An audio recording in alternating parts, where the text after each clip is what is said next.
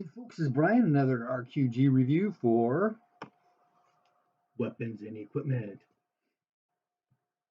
Yeah, I'm staying up for a football game tonight, and so I've got some extra time. So I thought I'd go ahead and go through another section. This one is hirelings and services. Honestly, the first thing to start with is availability, right? And they've got a nice little box here on search modifiers for common tasks to, spending extra money and, oh, a good reputation, a bad reputation.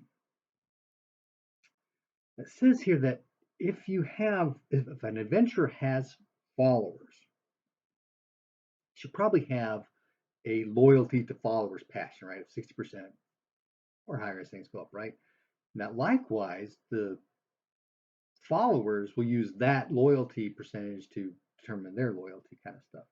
Interesting, like that mechanic. Skill ratings.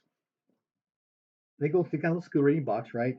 0 to 10 unskilled, 11 to 65 beginner, 66 to 85. Oh, this is a D-skill. I was reading the wrong thing. random generation, right? The unskilled competence, competent,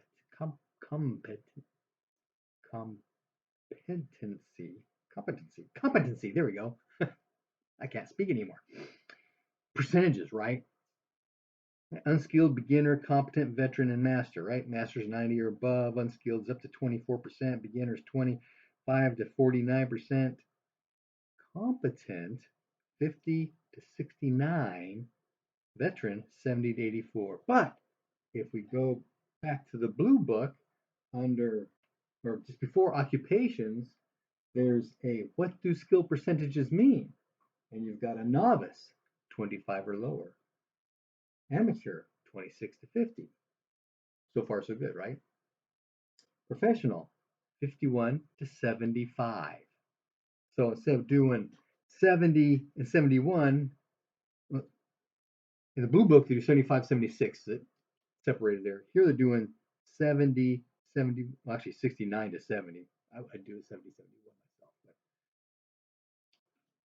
little inconsistencies. One things that,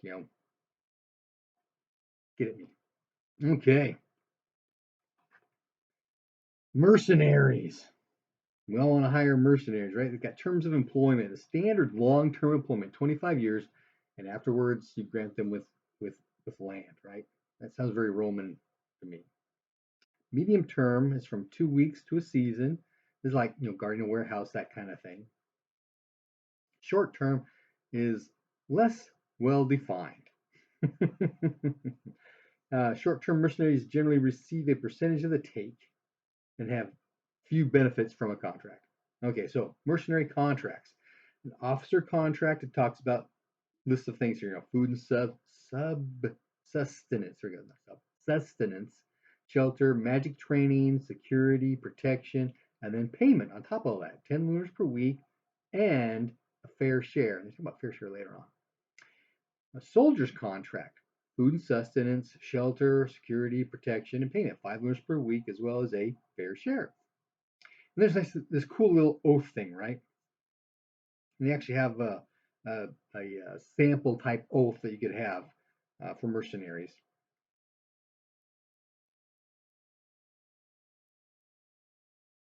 Okay, fair share of any loot. That's a normal convention, right? And the standard interpretation of fair share is 5% of all loot gathered and is to be divided among the warriors. Now, a leader's portion is generally that 5%. But then we get into, well, then how does that then get distributed, right? There's the Orlanthi method, where the leader gets the enlisted share times 3 is a minimal amount. He keeps that, right? And then the rest is then equal division is not the point. He is there to reward merit. So that's how they distribute that out. And there's a little. So, do you, as the owner of this mercenary, that's not right either, contractor for this mercenary group, Do you then give 10% of the loot to the mercenaries and the leader keeps 5% and the other 5% distributed among all the soldiers? Because that's what I thought at first. Because that rings a bell with me on how stuff worked out anciently. But I'm not sure if that's exactly what it's talking about here. I'm not sure about this unless it's share times 3 is a minimal amount kind of deal. Unless we're talking about three times that 5%. Oh, yeah, I'm not sure how that's coming across. There's the Yelm method, right? Which is any division is strictly voluntary on the part of the leader. Although, generous leaders get a reputation for that, right? Then there's the Adventures Pack, where each individual in an adventure gets an equal share of the leader's portion. Sometimes this includes heirs of members who were killed. Good to know. Okay, underneath mercenaries, you've got this stuff, right? And then we got guards. Now, being guards is considered a service of great honor. Generally, they provide their own equipment. If there's any special equipment, the hirer, the contracting employer, the employer is then generally expected to provide any special gear, right? Guards expect to work a long day but get fed. There's a morning meal, stand duty all morning, be relieved for a light midday meal, or they could be eating it while they're standing guard, and then work through the evening. Generally guards at the beginning of the careers, right? The greenie guards get the night shifts. Although if you've got dark trolls, they prefer the night shift too. Guards' most important skills: listen, scan, search, insight, intimidate. They are there for the worst situations. They're a guard force, not there to fight. So they are there as a deterrent, right? As an implied threat. They're not actual combatants necessarily. Unskilled guards are fairly cheap, 2 clacks a day or 10 per season, 10 lunars per season. A veteran guard, unskilled being up to 24%, veteran being 70 to 89. A lunar per day. A guard captain usually requires a bonus because he's taking on leadership responsibilities, that kind of thing. A plus 5% per member of the squad. Is that plus 5% of the veteran value, which is 50 lunars per season? 5% of 50, 1/20th, 2.5 lunars per member of your guys? I'm not sure. That plus 50% kind of throws me off because it doesn't flow well with what's been the way I read it. And if any guard is captured, they're expected to be ransomed by the employer. Similarly, there are other expensive like healing and that sort of thing that should also be provided. Okay, personal services. Whole list of things again here: bathing, companion, grooming, healing, massage, translators. All these things cost, and information about this kind of stuff, which is good to have, right? Cold bath versus hot bath. Mm-hmm. There was something else. Oh, healing, right? Shalana Roy healers are free, but you're expected to provide a donation. And generous donations get that sort of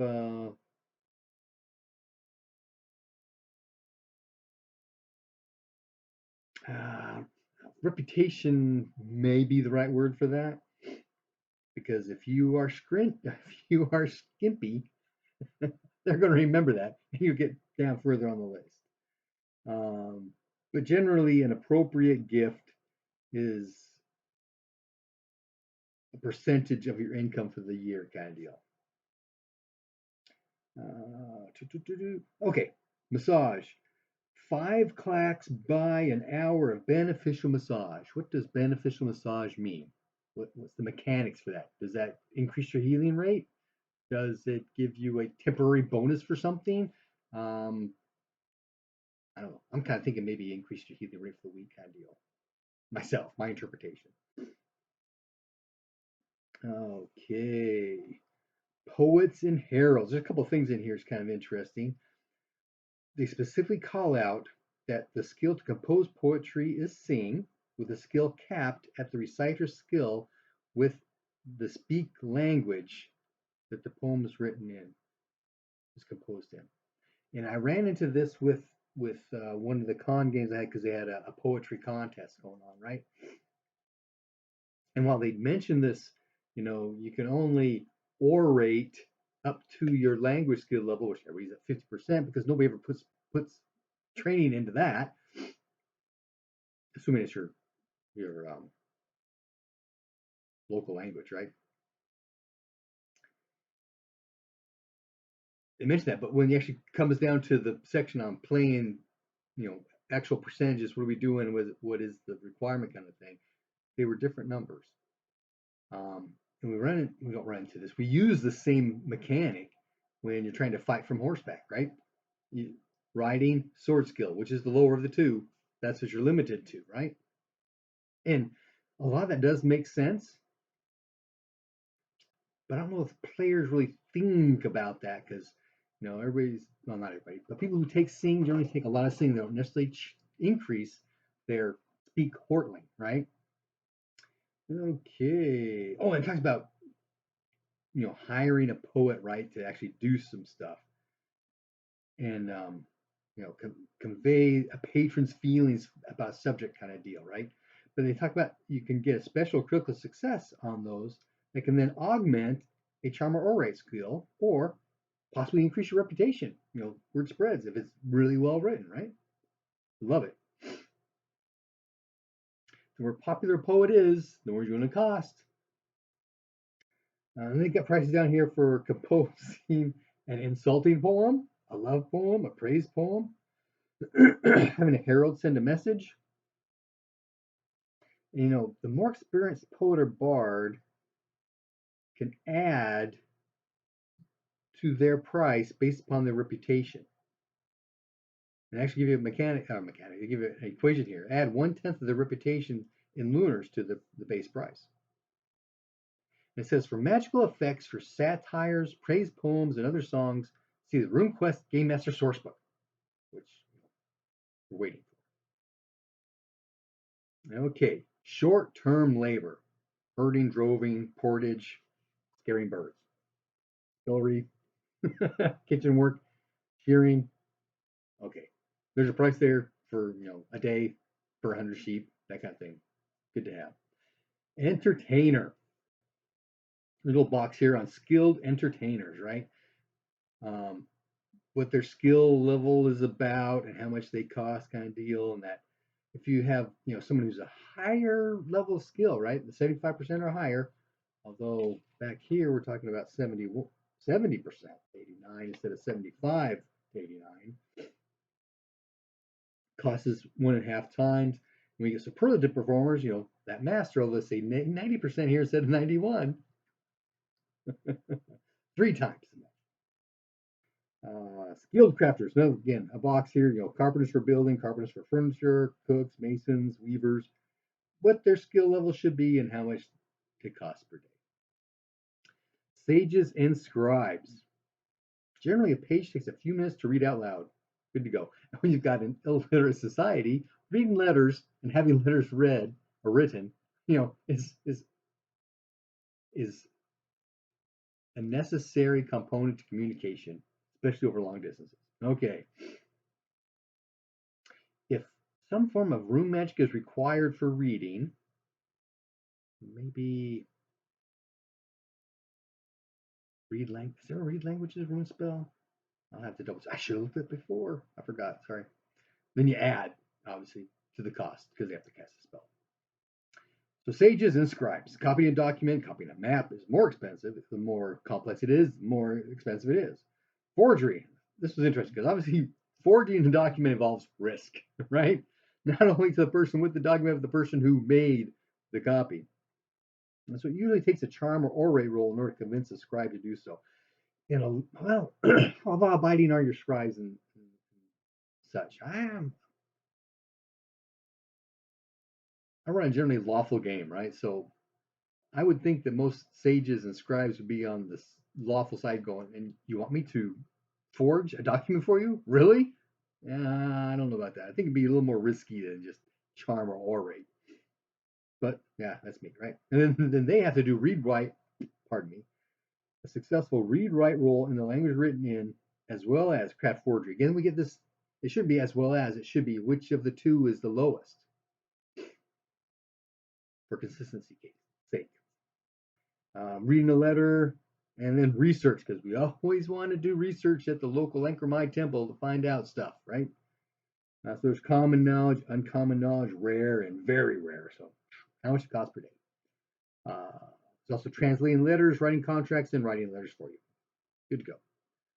Slavery. We actually talked about slavery in, it was on my last session that I ran, because I forgot where it was. I was reading, maybe it was this. Slavery, that's right. Because the party had captured 3 bandits,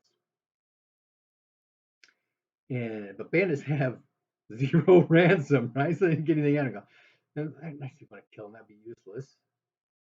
But they were sold to the temple to work in the vineyards. Good to go. So they got an extra 300 lunars out of that. It talks about there's being captured in battle, having a tough debt, penalty for a crime, is an alternative to being exiled. It actually gives you some conditions here. Minor crimes: theft, robbery, minor assault, 3 to 6 seasons. Major crimes: assault with injury, which this was, arson, 1 to 5 years. There's murder, the debt thing, and then prisoners of war are indefinite until they're ransomed. It's something we didn't do with the ransomings we did do. So that's something I was going on more of an honor system kind of thing, although maybe I shouldn't have, or maybe I just, the back of my head was keeping it simplified. Yeah, he's going back with you. They're sending word to the other clan. They get the money. That'll happen.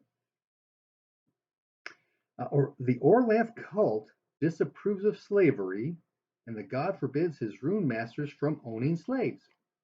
Interesting tidbit. Good to know. Then it talks about the different kinds of slaves, right? Great trolls, educated humans, skilled humans, unskilled humans, Newtlings, and Trollkin.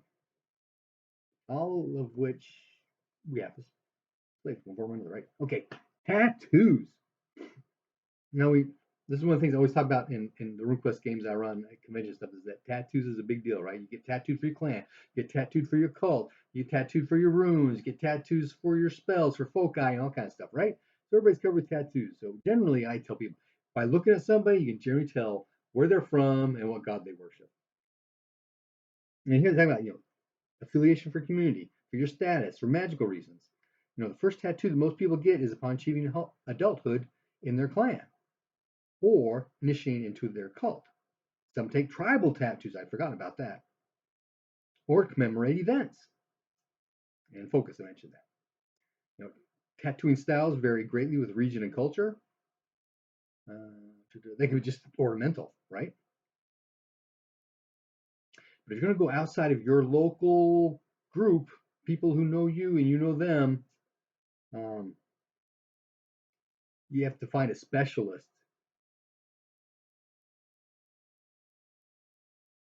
to give you a tattoo. That makes sense. You're a tattoo artist.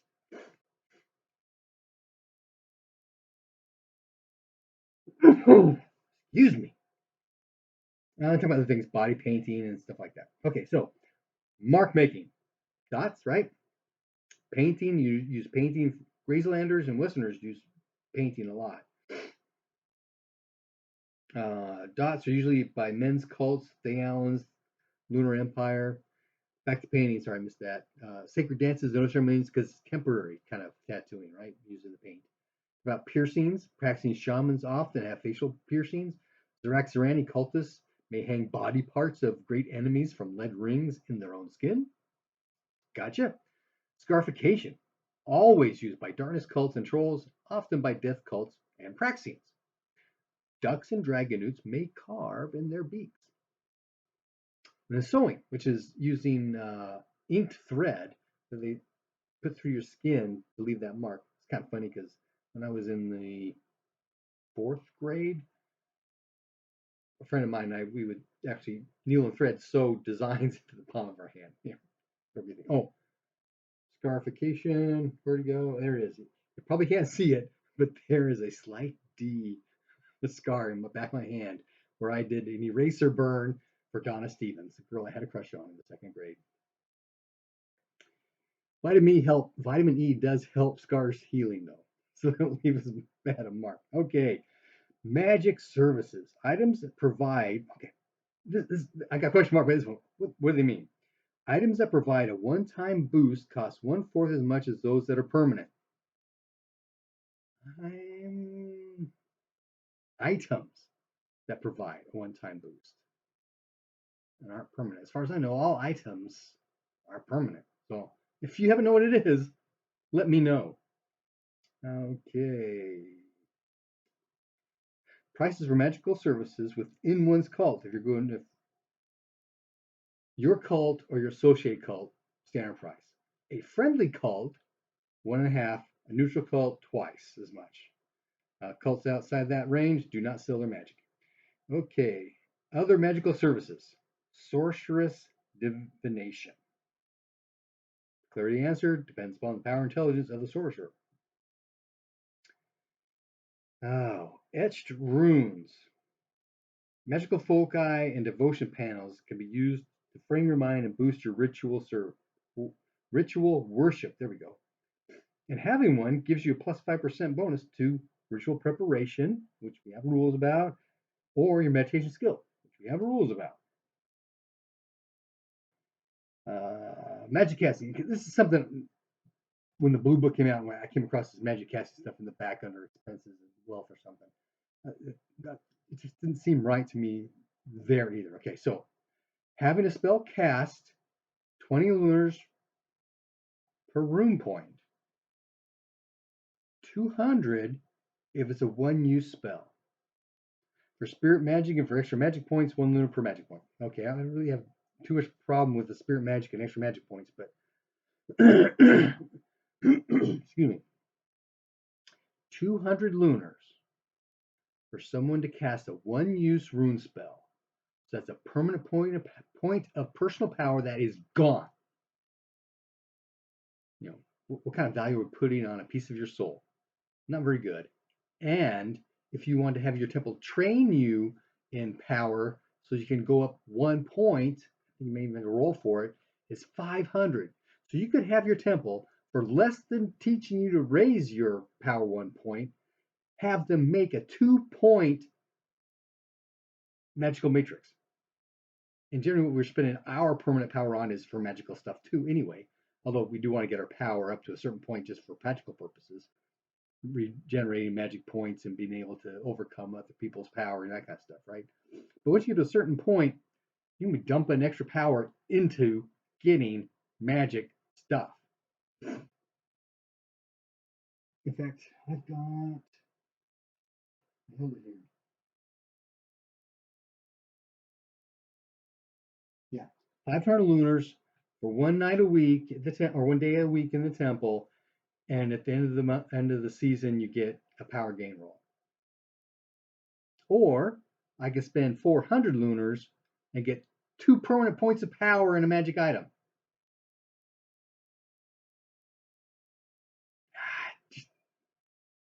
I don't get it. The disparity. I just don't get it. Okay, so magic casting enchantments, which we were just talking about, right? Price 200 lunars per point of power expended. Why not charge 200 lunars to teach you how to raise your power instead of 500? Just, I don't know. Okay, magic healing. Standard spell cast, right? Spirit magic spell healing is 1 point per point, or 1 lunar per point, right? The heal wound is the 20 lunars for the initial casting plus 1 point per plus 1 lunar per magic point cast and healing it up. But they do add in here heal body, 60 lunars, and regrow limb, 40 lunars. Talks about the resurrect spell here. Generally, they're actually going to bring just anybody back, right? There needs to be a reason to bring somebody back from the dead. And it's not just because you can pay for Magical foci. And this is kind of fallen, I don't say fallen by the wayside, but it's kind of a background given, right? If you've got blade sharp, you've got a foci on your sword somewhere, right? If you've got protection, you've got a foci on your shield or on your armor somewhere. It's it's always kind of just given that it's there. And in my glory anthem, when you are taught a spell, you create your focus as part of the whole process, right? Whether it's etching a little design in the hilt of your sword or scarring a tattoo in your hand, right? You are doing it as part of the whole process. But here you can pay for it. A lunar per magic point of the spell to have a rattle or bone, a feather bundle made for you. Spirit magic matrix, just like casting enchantment magic casting. Spirit magic matrix, think 200 lunars per power expended. But I do add in here the cost to learn the spell. So if it's, I forgot, I think Blade Sharp is like 50 lunars, right, for Blade Sharp 1. So it'll be 200 for the point power plus 50 lunars for the spell. But to cast a spell only costs 20. That's for a rune point. Only costs 1 if they're just going to cast a spell for you. So again, a slight disparity. Not sure the justification there. Inns and residences. The Orlanthe Code of Hospitality. I had to lean on that really heavy with my game when we first started because people just did not have money, right? And so whenever they went to a town, they'd stay at the local temple kind of thing and that kind of deal. And once they got some reputation or they were going on missions for Queen Laika, then they introduced themselves to the clan head, in which case they stay in the clan head's place, that kind of deal, right? So you've got that reputation, support structure, hospitality thing going on. This year, Pelorians have an expectation that hosts should be generous. The Yelm cultists place anyone they're hosting under their protection.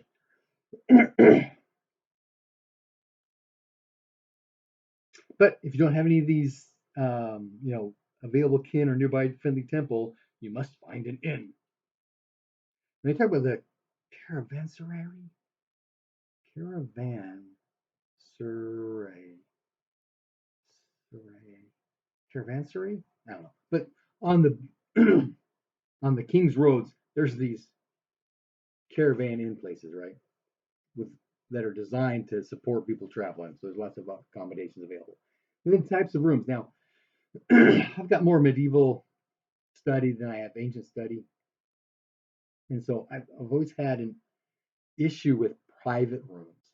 Yeah, you can sleep in the common room at the table or by the fire, or we've got a dormitory upstairs kind of thing. That's kind of your choice. The way I pictured it in my head. I can see a more civilized ancient, Rome, city states in Greece, that kind of stuff.